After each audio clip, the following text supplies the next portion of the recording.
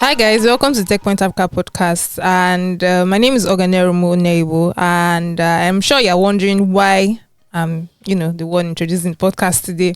But several things happened. First of all, Emmanuel is away on the program, and Nifemi and Bolu are not feeling too well. So please keep them in your prayers, and whether you pray or not, whether you believe in God or not. Think about them. So yeah, I'm here with a couple of people. You probably recognize their faces. I have Chimgozirim. Introduce yourself, please. Hello. Hi. Welcome to the podcast. What is this? Yinka. Hi, I'm Yinka Awusanya. Yes, so Yinka is our research lead at Intel Point. Can you see me emphasizing Intel Point? Yes, because if you don't say Intel Point, Yinka will kill us. But okay, you will not kill us, but violent. But a little violent. Thank you. I did not say it. Okay, so yeah, before we move on into today's topic, so this week has been last week, there have been a lot of policy changes, and for example, now they're saying we're going to pay more for electricity, we are going to fuel subsidy and all of that. I think for the past almost 2 weeks, we've been paying 500 naira to get to Ikeja from Bega. So yes, on some days it's even up to 700. What was the price before? 300, 400, depending on what time of the day. It's actually not up to like double. It's crazy. It's actually no, it is now. No. So when you pay 700 naira. Well, I've not paid 700 yet. But when you do Gracious has. Unfortunate. But when you do 500, that's about 66%. So that's still high. Yeah. That's very high. It is. But at least a lot of people have said they are paying double. Yeah. So for short trips in my area, it's double. And the last time I used the office, it used to be 400, 500. I did 700. So that's not almost up to about 40% thereabout. So okay. My sympathies to everybody facing.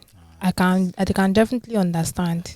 It will be well with all of us in this country. Amen. All right, so yeah, that brings us into the first thing we're going to be talking about today. So Chimgozirim is going to help us dissect it. We're going to be talking about the ride-hailing drivers and their strike. So I think they went on strike June 7th. Was it June 7th? June 7th was or that June a strike 9th? or a warning strike? Well, let's call it the warning strike using ASU's terminology. ASU is always giving warning strike. Let's just do this first. So you know what to plan. We'll come to the table and then talk. Yeah, so Chimgozirim, take it away. Tell us what's happening there. Okay, so 2 weeks ago, ride-hailing drivers went on a warning strike. The strike ended like a week ago or so. So that's like the strike is over basically.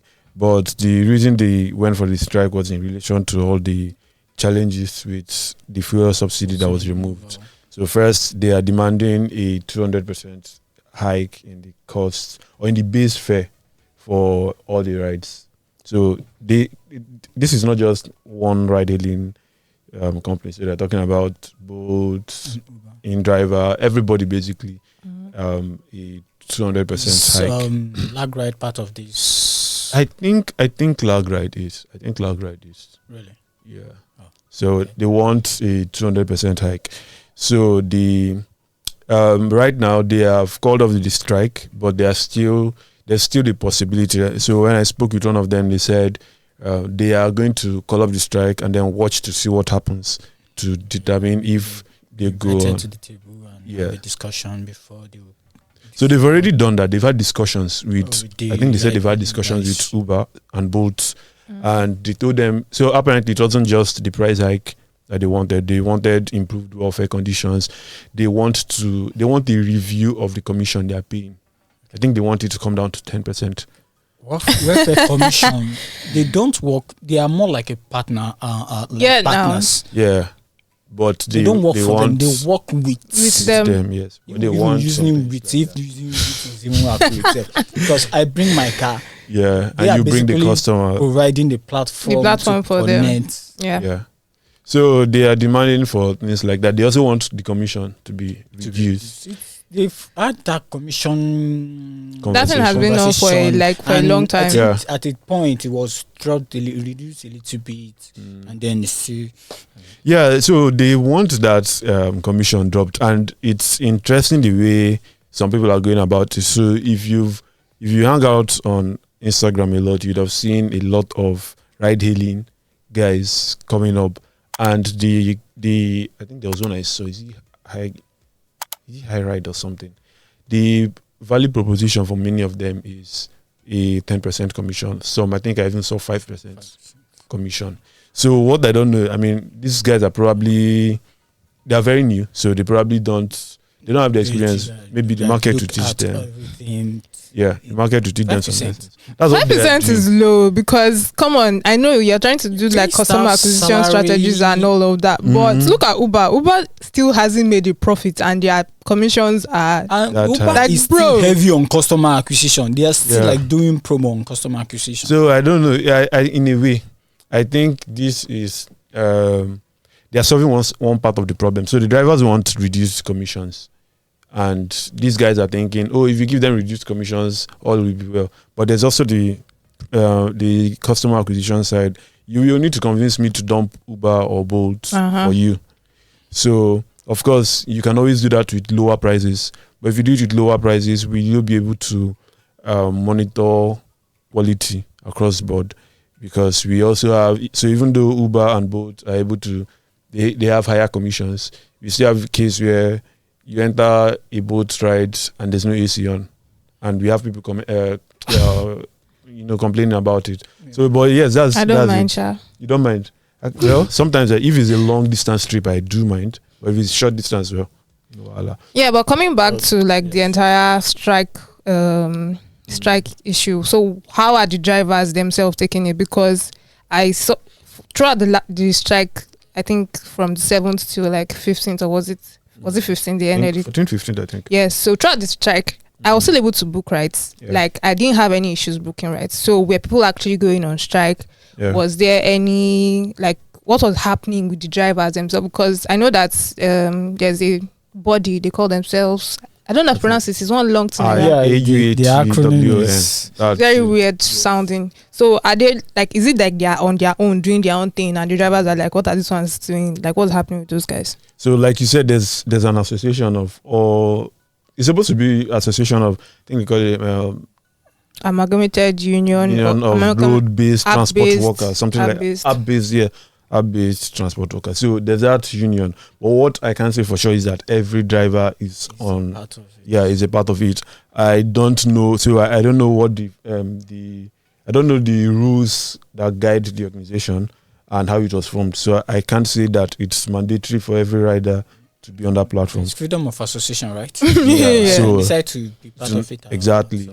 So what happened is after the strike after it started, something like this is really difficult to force for you to implement it. It's very difficult because you don't have a database of all the drivers in the country, all the riders in the country. So what happened was, some of the riders becoming task force guys. So they go around, and this is funny because it's not like you see one Camry on the road and you know that this is Bolt or Uber, because before someone can beat you up. But what they were doing, so I saw this from some of their communication. So they could order a ride and then they basically just send you around. That was your other tax. Wasting your fuel, because of course you suffered to get it, and they did it. A lot of them were doing so. It was like voluntary because I guess they just believe that if they can get all the drivers off the road, that Uber will be forced to implement the changes. But what can that really work? Because it's not like government work, civil servant, whereby I go on strike and I still get my salary at the end of the month. This is a case of, if you don't work, you are not getting anything. Yeah. So and this is why the strategy is surprising, right? They are, like you mentioned, gig workers, and you only get paid when you work. So I don't know why they thought that if the moment they get all the drivers off, that Uber would be forced. I don't know if it was you that we were having that conversation yesterday. So they were forced to come to the table and agree to their terms. But the way I see it, if you stress me too much, Uber will go to the next country. Honestly, or they shut down their operations for a few months. They did that in Kenya. Was it? Where did they do that at one point? But then the issue is not all the riders, the drivers who agreed to this. Of course, not all of them did, and a lot of them complained about the strike. They intimidate those that did, but then at the end of the day, a lot of them. So some people said they didn't even know about the strike. Some people said this strike. So one person said the spirit behind the strike makes sense, but the demands do not make sense. And yes, that's another thing I was going to ask, because a 200% increase, like what's happening? His argument was that yes, you can argue that it doesn't make sense, but when you look at the fact that the price of transportation off by almost 160 something percent, so that's like, okay, yes, at least on the rider side, you should be able to pay 100% increase. Yeah, but here's the thing: the calculations we were doing earlier about how much it costs us these days, none of the price hikes is up to 70%. Yes. So yes, the reason why that might be is this is me playing the devil's advocate on behalf of the drivers. Sorry. So public bus. Yeah, they have a lot of carrying. People. Yes, you're not carrying one person. But if I pick you here and I'm taking you to the highland, if before I'm using 10 liters, now I'm still going to use 10 liters. The only difference now is 10 liters before would cost me 180 something, but now it's costing me 5k. Yeah. So to be fair, it's fair for me to ask you to pay more. Double. Well, you can ask me to pay double, but you're not going to ask me to pay was quadruple now. 4 yeah. So is it 200% that they actually? Yes. It's not like, it's not 100% increase. It's 200%. Okay, so increase. The fuel removal of its fuel subsidy actually make the price jump from 180 to 5, which is about 160% increase. So if they're asking for 200, maybe that's not too bad. Well, here's the problem, and this is from me as a user and from some of the drivers. One of the drivers we spoke with said, it's not like this fuel subsidy affects a section of the population and doesn't affect every other person. It affects everyone. So the riders too, they are having to. So it's not like it affects. Maybe I should put it better. It doesn't affect just the transportation sector. So I went to buy tomatoes the other day, and I realized that the cost has gone up, and this was within the same period. And I've not paid for a lot of other things recently, but I'm assuming that every other thing is going to be affected. If it's affected, it means that while salary, so GT Bank had to increase the salary of some of their junior employees. It's not happening for everybody. So if your salary is not increasing, but your expenses are increasing, the first thing that goes in unnecessary like expenses this is anything that looks like luxury. So, for example, I may decide to buy only one sachet of milk. We have been buying 2 or 3, and considering that Uber for a lot of people is just extra comfort, I could decide to use public transport, and a lot of Nigerians will use public transport. Actually, since here's me waving my hand. Since removal of the subsidy, so notice the number of cars on Lagos Road has reduced. Seems to have reduced. Yes, because normally it takes us about 40 minutes to get to the office. Now about 20-25 minutes already. Because there are fewer cars on the road. There's no money to fuel your car. The first few weeks it was that you couldn't even find the fuel. Yeah. Now people are like, okay, well, there's fuel, but you don't have money. It's costing me more to fuel my car, so should I do it? So there's a lot. It's difficult, and maybe they should also take a leave from what happens in other countries. So this challenge of commission increasing the prices, it's not a uniquely Nigerian challenge. It happens everywhere. And one of the examples, so the article we wrote about it, one of the examples we gave was the case in New York. So drivers in US always complain about this. I think one of the reports I read, the driver was saying that by the time he's done with all the payments, he has less than $100 in a day, which he says is barely enough to pay for the things he needs. So the Taxi and Limousine Commission in New York decided they voted for a pay increase in December 2022. Yeah, December 2022. Well, guess what happened? Uber kicked against it, and they said this will add increased costs to our business. And they went to court and got the judge to actually rule in their favor. Mm-hmm. Yes, finally the price was increased, but not by 10%. Expected. It was just by 10%. And Average is better than poor. exactly, and not even forget that this happened. So using the TLC decided to vote for a pay or a fair increase was because there was increased costs in the US. So inflation caused by the aftermath of COVID-19 and the Russia-Ukraine war was one of the things that caused. I think it was last year, or was it this year? And we are hearing about rising energy costs, especially in Europe and the US. Earlier this year. So that was like one of the reasons they asked for this. And yet Uber went. So it was Uber that did it, but the cost would affect everyone. And the company said, "Oh, fine, we are okay with a 10% increase, but what you guys were voting for was way more than 10% and too much." So it's whether these guys go back to strike. It would be important for them to look at all the possible factors that come into like the cost what determines the cost. It would be important to look at it and maybe relax some of their demands, because if you tell Uber to reduce the commission, then that will effectively reduce their revenue. Mm-hmm. And they're already not making profits. I don't know. It doesn't look like something anybody will jump at. So before we move on to the next story, did you tell us, because I know that you're probably going to go on under strike.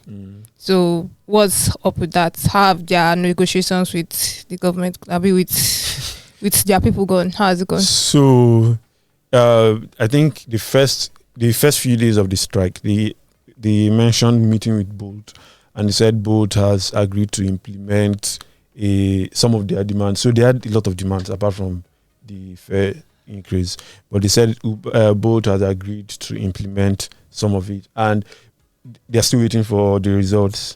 So the challenge is that the biggest demand here is this particular fare increase, and that's their most important demand in a way.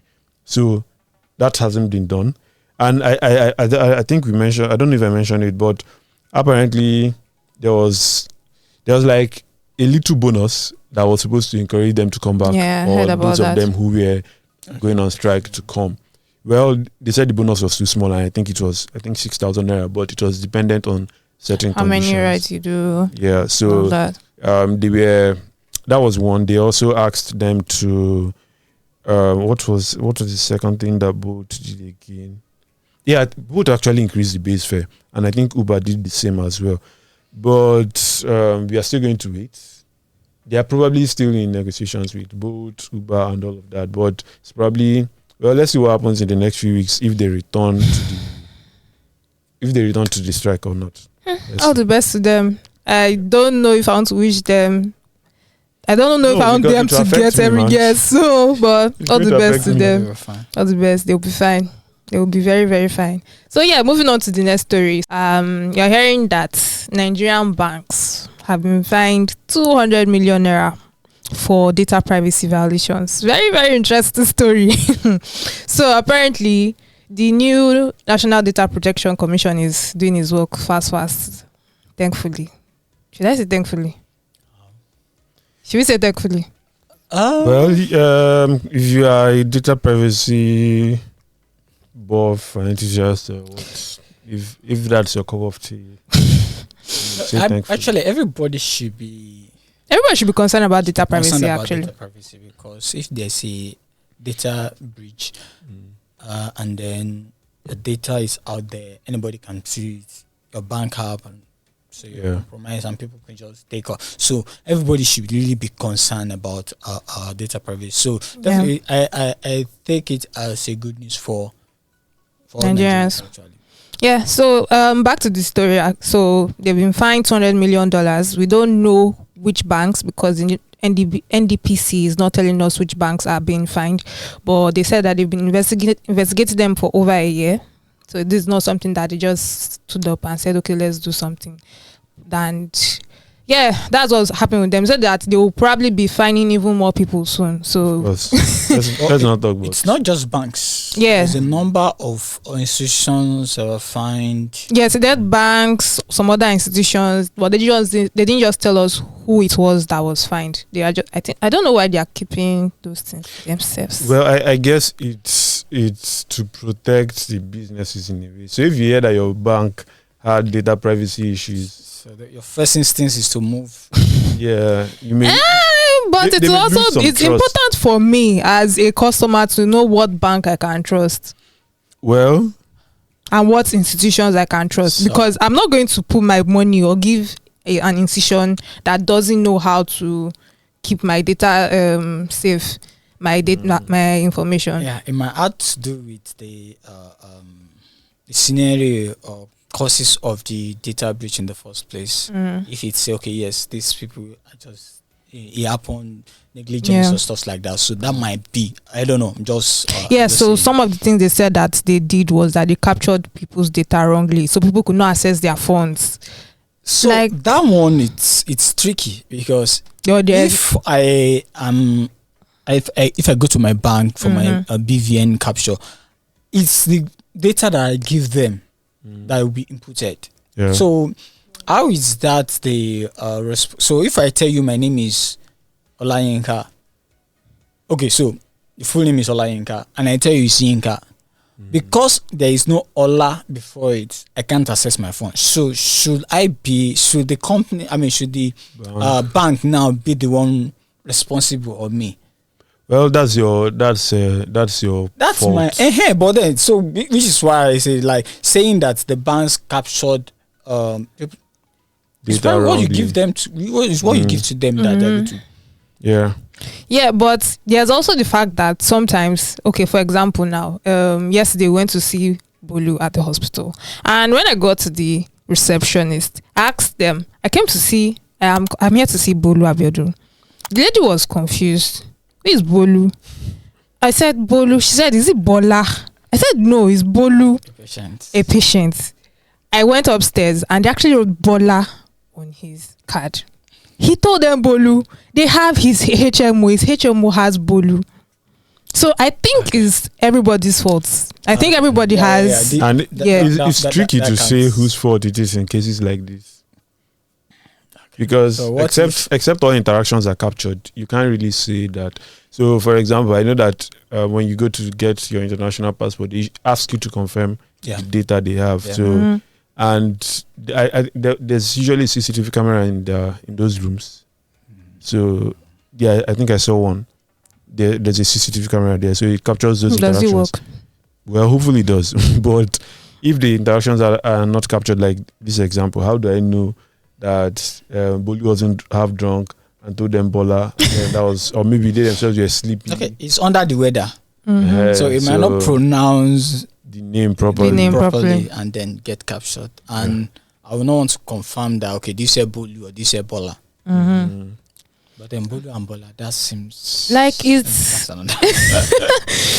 So but the new commissioner, the new NDPC, the new data protection commissioner, his name is Dr. Olatunji. I don't want to pronounce the other name. Vincent Olatunji. So he's taking this opportunity to warn MDAs. He's taking the opportunity to warn everybody that is supposed to handle people's data, that we are coming for you. So if you are, that's actually right, because me trusting my data with you, because it's my data, and most of it are privacy issue, and then you just making it available. Sorry, not knowingly, or even knowingly without having, say, the proper security measures in place to prevent breaches and stuff like that. Yeah. So then you should be held responsible. Yeah, because it was not just the whole name thing. There was also issues. There were also cases where people got their money unauthorized, deducted wrongly, because So, what's happening? Enter back and carry them out. And I find it's really interesting, because I think, was it last week, the new president, Bola Ahmed Tinubu, signed the new Data Protection Act. And so I think if last year I wrote a story about the new Data Protection Bureau. So apparently that is what is now the NDPC. If you go to the website, if you go to ndpb.gov.ng, it's no more NDPB, it's now NDPC. So that's why Olatunji is actually the new commissioner. So they've basically subsumed that into all of that. So the new law actually makes provision for all of these things. If your data is breached, you have to report. That's one thing that is actually very important, because now it's not just the consumer that has to do the whole thing. The company has to report that, okay, there's a breach, or this is what's happening, or they have to tell NDPC that this is what's happening. Which is right. Which is what they are supposed to do. Accountability. Yeah, I just hope that these companies are actually going to do that. Okay, look at, for example, Patricia. They had a hack recently, and we are hearing stories that it happened like how many last year? Over a year ago, and they're just telling us now. So it could be the same case of saying the NDPR is saying there are a number of banks and institutions that have data privacy issues and not naming them. So the reason why Patricia might not have said, okay, yes, we have data, we've been breached, is saying that at that time it's a case of you just go into your account and try to move all your funds, which could eventually affect their business, and they don't want to do that. It's just, okay, yes, let's just try and manage the situation. And I'm sure by the time they announce or make that thing known, they already like manage it and everything is right. I hope that everything turns out fine. I hope that, because I know that a lot of experts are worried about how this is going to be implemented, and obviously we are already seeing it's being implemented. So it's just a case of saying that everybody should be on alert. So you're a company that handles a lot of people's data, just to have a data protection officer to make sure that yes, everything is intact and you are safe. Your customer or users' data. I'm just wondering is there a provision in the bill or the act that says every company that deals with customer data must have a data protection officer? Yes, it is there. But if you don't have one, they are going to fine you. Yeah. 2 years ago, the company startup idea, data protection as a service. I mean, people are doing CFO as a service. If you have a company lawyer, in fact, so I think then it was 2019 or early 2020 or thereabout. So a company lawyer is it the company lawyer? We had a meeting, like all head of department means, okay, yes, are you collecting? So far you are collecting people's data, come and that's just to fill one document like that, to read it and a lot of back and forth. So these are like, so yes, you do this and then tell you, okay, these are to put in place to make sure that things go according to plan, and then you don't have any breaches and stuff like that. So. Well, so for companies that need to actually like go and get their company data protection, what's it called? Is it the DPCO? There's a certain compliance. So you can go to the ndpb.gov.ng website. You would see a place to actually start the process. If you want to report it that your company is not, a company is not allowing you to change your data, you can report. There's so many things you can do on the website. So please check out the website if you actually care about your data. So moving on. We are living in Nigeria now. We are moving to Somalia. Chimgo's says Somalia has gotten a new QR code standard. So why should we care what's happening with that story? Okay. So yes, they've got a new QR code standard.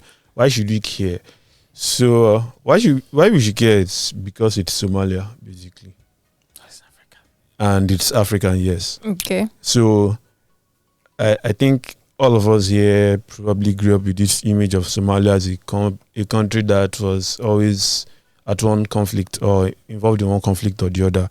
And what happens in such serious conflicts is vital infrastructure is destroyed. So telecommunications, finance, transportation, basically all the infrastructure you need to have a functioning economy. And Somalia has been hit very hard by this.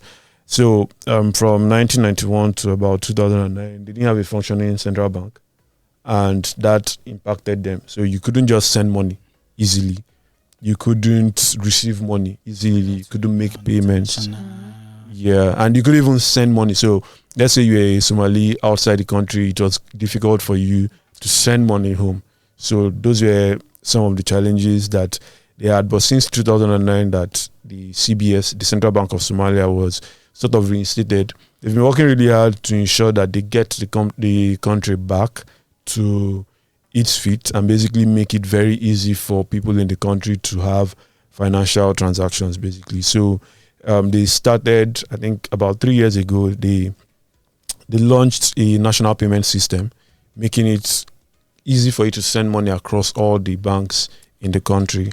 So that was the first step. And recently, I think in March this year, they announced that all banks in the country, I think about 14 banks in the country, now use the international bank account numbers. So with that, it's easy for them to sort through transfers. Transfers can be done faster than it used to be.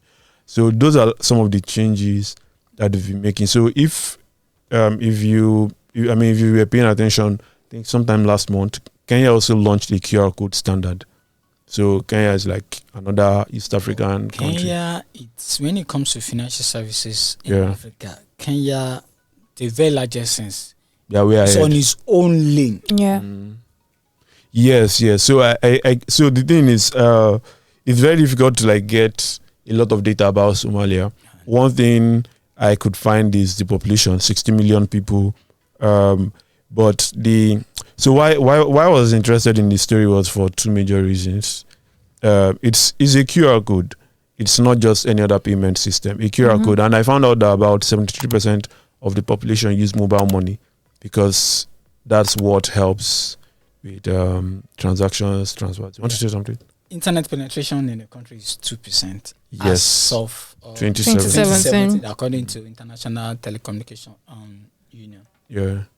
So that's why it's interesting, right? If you have an internet penetration, okay, let's say somehow you've had a 10% or maybe 10% growth every year, and you've gone from that 2%. Let's be generous and say 40%, which is a huge leap. So their mobile cellular subscription is about 8.8 million. Yeah. And that mobile, so it doesn't mean that you have individual, is unique. It's unique, and also doesn't mean they all have internet access. Yeah. So it could just be people using feature phones. Yes, so those are some of the reasons why I think it's an interesting development. So interesting in the sense that this is a country that has there's a serious need for a very good financial infrastructure, because as we all know, the financial infrastructure of the country is like the backbone of the economy. Without it, you can't sell, you can't buy things, and it affects everything. So that's why I was looking at that story. And yes, like you mentioned, low internet penetration. We don't have data for smartphone penetration, which people would use to scan this barcode. And the governor of the Central Bank of Somalia, he talked about this being a move to accelerate Somalia to a cashless society. And it got me curious, because how do you go cashless when this is mad leapfrogging here? How it basically reminds me of African governments and them being out of touch with the reality of the citizens, because that is not my problem. I don't want to go I don't even have money in the first place. Access first. Yeah. So before now, I was looking. I saw some data about payment methods globally. I don't know if I can still find it, but I can't remember the country. But this is a country in Europe, and QR code has, so between I think 2020 to 2022, QR code payments has just gone from 0.0% to 0.6%, which doesn't look like a lot of growth if you're asking me.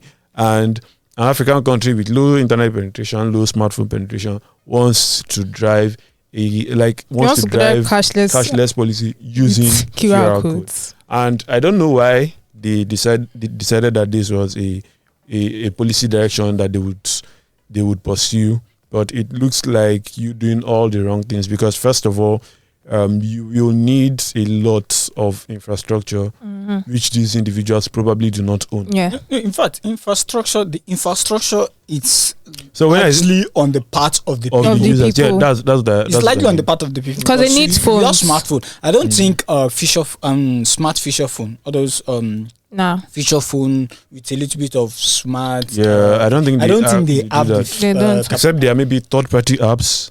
Maybe that can. I think most of them don't even have third-party apps. They do. So they have like apps maybe on WhatsApp, the Play Store that you can Facebook download to do. The Play Store is it's very limited. A lot of limitations for those for future smartphones. So I don't think they will have because you take pictures with it and the picture is looking all blurry. So how would that now read a QR code?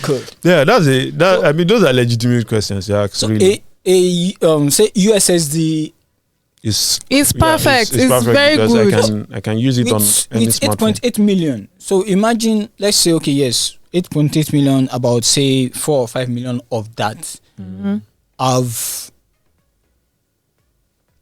5 million of that are unique subscribers. How many of them possibly use feature phone? Smart. Even if they don't use feature phone, so far they are unique subscribers. Feature phone, smartphone. Yes. Then we now how many of those are actually need these services? Yep.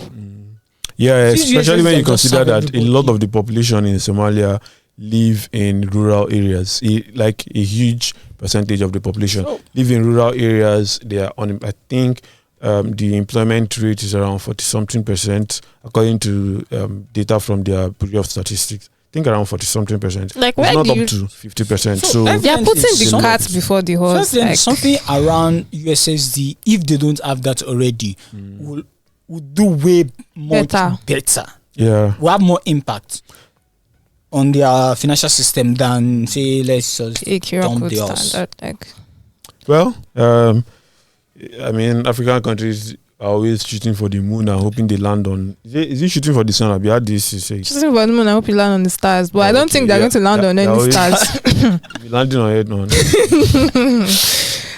But like Yinka said, I think that they are doing things that they should not be doing at a certain time. Yes, okay, it's important to have a QR code standard, but what is the reality of the citizens that are supposedly serving?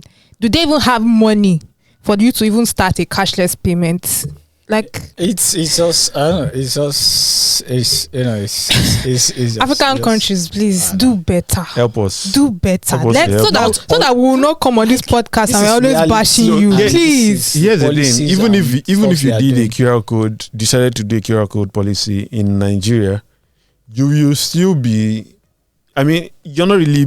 I don't think you will move the needle from a. Okay, yes, is a more like it's an easier mode of transaction compared to maybe a bank transfer or maybe a POS payment. It's slightly easier. Like I just need to use internet. Yeah. You use the internet, but for example, I don't need to put in.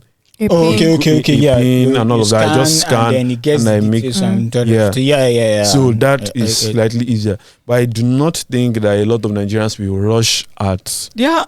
There are a lot of attitude when they started. It was like, yes, just scan and, but what's the usage?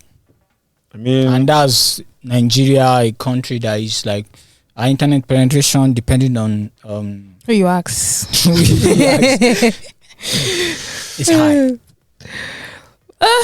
Well, let's leave Somalia to their QR code woes and their cashless payments woes. Let's come back to Nigeria. We're hearing that Airtel has launched 5G in Nigeria. Yes, with a lot of and love letters written between dragging. So that would be. Let's not. It's not a love letter, please. They dragged each other. No, so here's what happened. I think MTN when Airtel announced it, MTN congratulated them and like, oh, welcome to the market. To the club. Airtel responds with another image and they're like, oh, people have tried. We have come to take over. And I'm like, be gracious, be gracious. Stop shouting my name. And they really take over. First of all, what are you even taking over? Oh, sorry. Exactly. What do you want to take over in the first place? Like, what happened with 5G? 5G phones or have 5G SIM cards? No, but there are some phones that have the capability. But how many people are using? Using those phones? Because I can tell you for free that my own phone doesn't support 5G. If you ask everybody in this office, I can tell you that they don't use the 5G phone. Do we really need 5G? I don't know. That's another question. I think we've talked about it. Yeah. Do we need it? But it's really nice, at least. So, Airtel will be the third I believe. telecom. MTN, Mafab, and now. Yes, it's really nice. So then it makes you wonder why the likes of Glow, it's not like saying like let me join the club. I think that was more a function of how the auction went, because when they are doing the auction, I think all of them made a bid or something, and it was the people that were willing to pay the money that got. That was when, because I know MTN, Airtel. I don't remember if Etisalat tried to bid. I mean, Nine Mobile, sorry, Nigerian in me. I don't remember if Nine Mobile tried to bid, but I know that Glow did, and it didn't work out. I mean, they may be able to get it in a few months or maybe in a few years. By next year, they may be the new guys. Maybe the need for it might have arisen by then. Yeah, probably a lot more people are. I don't know about that because, what are our 4G numbers looking like, first of all? What is 3G looking like before we even come to 5G? This is where you access 2G. So a lot of places you can.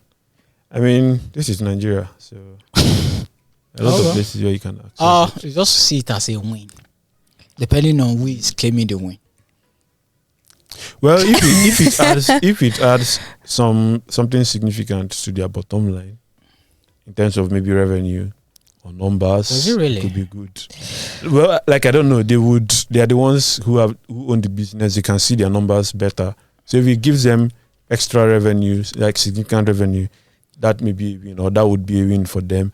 But it could also be an investment into the future if I'll use that to them. So you will not get the wins of 5G for now because you're operating in Nigeria and people still need to catch up to it. And I'm not even sure it's prevalent in other, more developed countries. I still don't think it's prevalent. So it's probably an investment that, fine, we have 5G now. We can offer it to customers who demand it. And hopefully over the next few years, a lot more people will get it. So I'm assuming that the longer it takes, the more expensive the bid for the license would get. So maybe getting it now is a better option for you. Also, on the bottom line, I don't think I've seen MTN's report since. Yeah, that's one thing I'm curious about. I really about. love to look at their report to see if there's any traces of impacts of 5G. Especially because of the strategy they used to enter the market, because I think when they came in they said it's for the home, they're going to the home. So how is that helping them? I think I was seeing ads at that time, radio jingles and all that. I think I still saw some. I still listened to a radio ad a couple weeks ago. Yeah, they're still going on.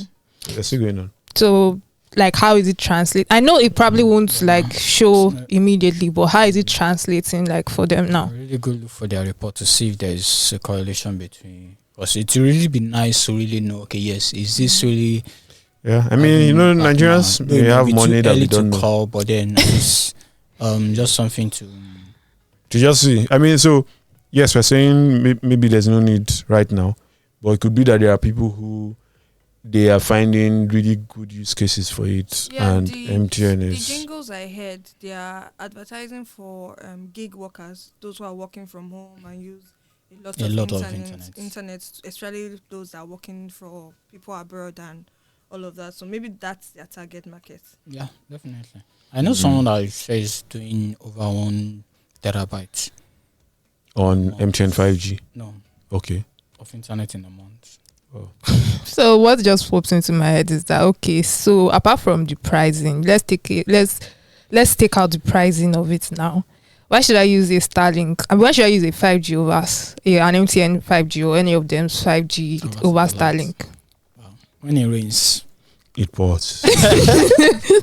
Yeah, people say when it rains, Starlink is really bad. It's Starlink, so maybe that. I don't know if I don't think rain should affect MTN 5G. I don't know. Let me not because I've noticed that every time it rains, MTN, all of them, their network just becomes very weird. So we can't rule that out. Even when the sun is shining. Well, I don't think it's I don't think it's as bad as the rain, and then it rains, and then you go on Twitter and you see Starlink people.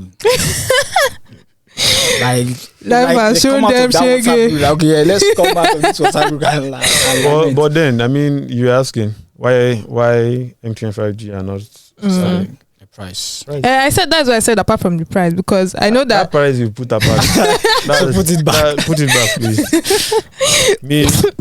I think it's how much? 50K, right? Yeah, 50K for MTN, to get the router. And we have like 400K. $400. Is it $400 or? No, I think they are charging in Naira now. So I think it is about, I'm not sure, so don't quote me on this, but I think it's like 200K now to get a route, to get a Starlink. If it's like everything. So first installation. Let me see if I can quickly see. Check their website, Abi. Yeah, because I know if it's 200K, then for some people, it may not be an issue, because it's maybe 4 times the actual price. But if it's 50K, 400K, MTN 5G every day. Exactly. Yeah.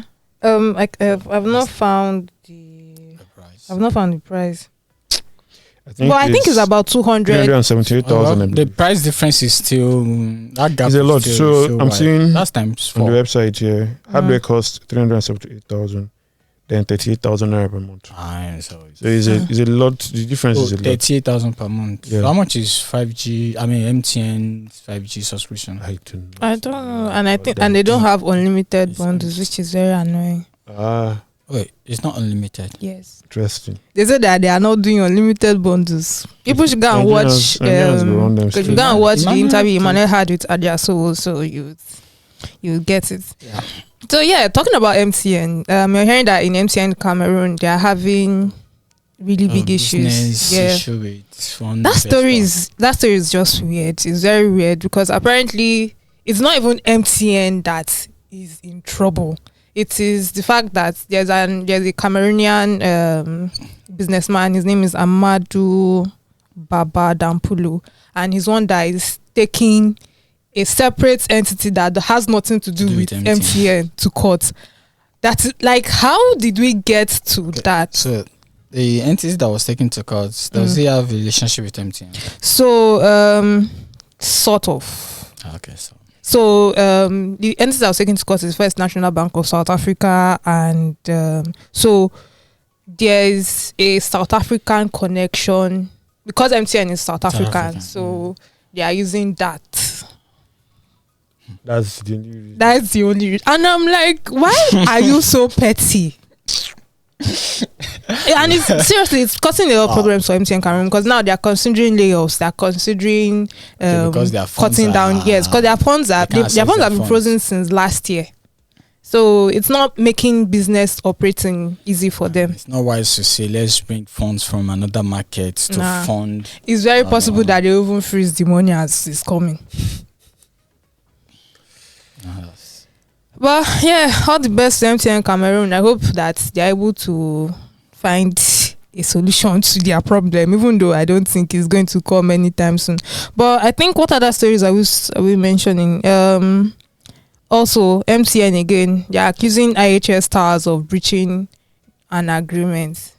So there's something about them let me see if I can remember the story correctly now. So MTN is a shareholder in IHS Towers, and now they want to increase their voting rights. They currently have a 26% stake or something. They want to increase their voting rights, so they are trying to. They made a proposal to the board, and so I think on June 7th or something, they're supposed to have.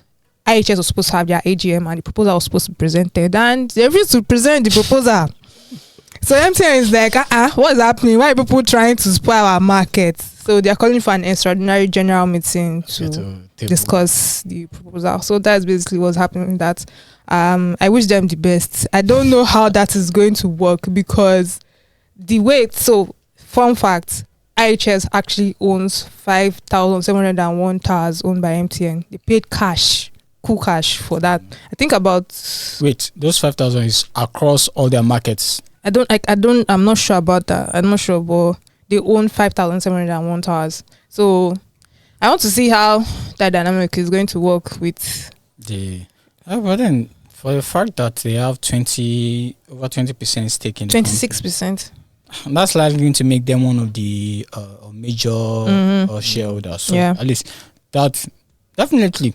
That might also be the reason why they are making demands for increase. Yes, they said they have been discussing for like months, even before. Okay, not even months before, because IHS IPO'd in 2021. So even before the IPO, they have been trying to get them to get more, to do all of that, and it didn't work out. So I wish them all the best. I hope it works out for them.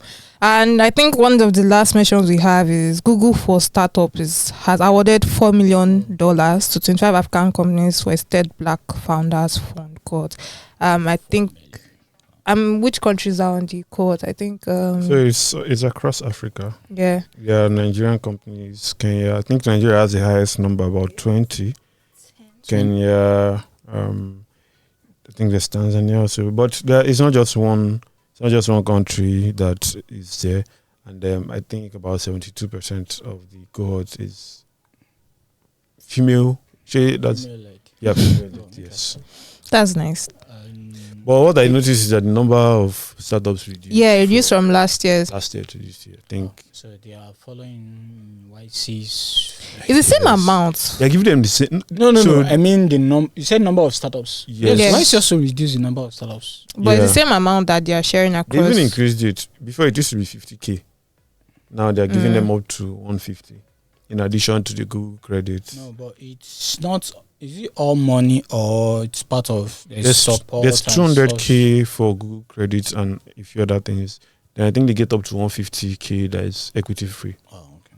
So the numbers are Nigerian grantees 10, Kenyan 5, South African 3, Egypt, Ghana 2, Uganda 2, Cote d'Ivoire 1, Rwanda 1, and Senegal 1.